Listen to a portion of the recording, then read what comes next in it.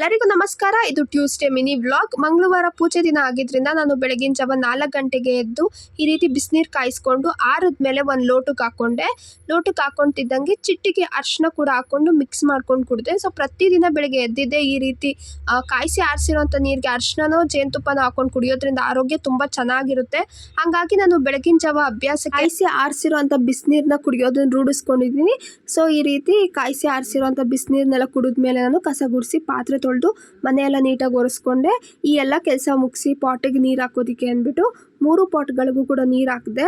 So ಪಾಟಲ್ಲಿ ಇನ್ನೂ ಗಿಡ ಬಂದಿಲ್ಲ, ಯಾವಾಗ ಬರುತ್ತೆ ನೋಡಬೇಕು. ಈ ರೀತಿ ನೀರೆಲ್ಲ ಹಾಕೊಂಡ್ಮೇಲೆ ಹೊಸಲು ಎಲ್ಲ ನೀಟಾಗಿ ತೊಳೆದ್ಬಿಟ್ಟು ಅದಕ್ಕೆ ಅರಿಶಿನ ಕುಂಕುಮ ಎಲ್ಲ ಹಚ್ಚಿ ನಾನು ರಂಗೋಲಿ ಬಿಟ್ಟೆ. ಈ ಸರಿ ರಂಗೋಲಿ ಏನು ನಾನು ಗ್ರ್ಯಾಂಡಾಗಿ ಏನು ಬಿಡಲಿಲ್ಲ, ಸಿಂಪಲ್ಲಾಗಿ ಒಂದು ದೀಪ ಬಿಟ್ಟೆ ಅಷ್ಟೇ. ಅದಕ್ಕೆ ರಂಗೋಲಿ ಎಲ್ಲ ಬಿಟ್ಟು ಇವತ್ತಿನ ನಾಷ್ಟಕ್ಕೆ ಅಂದ್ಬಿಟ್ಟು ಮಸಾಲ ನೂಡಲ್ಸ್ ಮಾಡಿದೆ. ಸೊ ಮಸಾಲ ನೂಡಲ್ಸ್ದು ರೆಸಿಪಿ ಅಪ್ಲೋಡ್ ಮಾಡಿಲ್ಲ, ಯಾಕೆ ಅಂದರೆ ಪ್ರೀವಿಯಸ್ ವೀಡಿಯೋದಲ್ಲೇ ಮಸಾಲ ನೂಡಲ್ಸ್ ಹೆಂಗೆ ಮಾಡೋದು ಅಂತ ರೆಸಿಪಿ ಹಾಕಿದ್ದೀನಿ. ಇನ್ನೂ ಯಾರೆಲ್ಲ ಚೆಕ್ ಮಾಡಿಲ್ವೋ ಒಂದ್ಸರಿ ಹೋಗಿ ಚೆಕ್ ಮಾಡ್ಕೊಳ್ಳಿ. ಈ ರೀತಿ ಮಸಾಲ ನೂಡಲ್ಸ್ ಮಾಡಿದ್ಮೇಲೆ 1 ಗ್ಲಾಸಷ್ಟು ಮಾಲ್ಟ್ ಕುಡಿದೆ.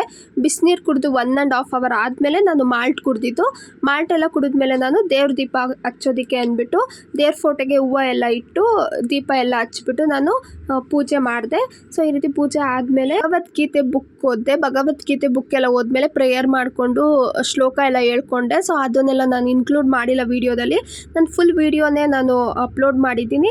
ಟೈಮ್ ಸಿಕ್ಕಿದ್ರೆ ಒಂದ್ಸರಿ ಫುಲ್ ವೀಡಿಯೋ ನೋಡಿ ಅಂತ ಹೇಳ್ತಾ ಇವತ್ತಿನ ಈ ಒಂದು ಮಿನಿ ವ್ಲಾಗ್ನ ನಾನು ಇಲ್ಲೇ ಮುಗಿಸ್ತಾ ಇದ್ದೀನಿ. ಇನ್ನು ಯಾರೆಲ್ಲ ನನ್ನ ಚಾನಲ್ನ ಸಬ್ಸ್ಕ್ರೈಬ್ ಮಾಡಿಲ್ವೋ ದಯವಿಟ್ಟು ಸಬ್ಸ್ಕ್ರೈಬ್ ಮಾಡ್ಕೊಳ್ಳಿ, ನಂಗೆ ಸಪೋರ್ಟ್ ಮಾಡಿ. ನಾನು ಪ್ರತಿಯೊಂದು ವೀಡಿಯೋನ ಕಂಪ್ಲೀಟಾಗಿ ವ್ಯೂ ಮಾಡಿ ನಾನು ಪ್ರತಿಯೊಂದು ವೀಡಿಯೋಗೂ ಲೈಕು ಶೇರು ಕಮೆಂಟ್ ಮಾಡಿ ಅಂತ ಹೇಳ್ತಾ ಇವತ್ತಿನ ಈ ಒಂದು ಮಿನಿ ವ್ಲಾಗ್ನ ನಾನು ಇಲ್ಲೇ ಮುಗಿಸ್ತಾ ಇದ್ದೀನಿ.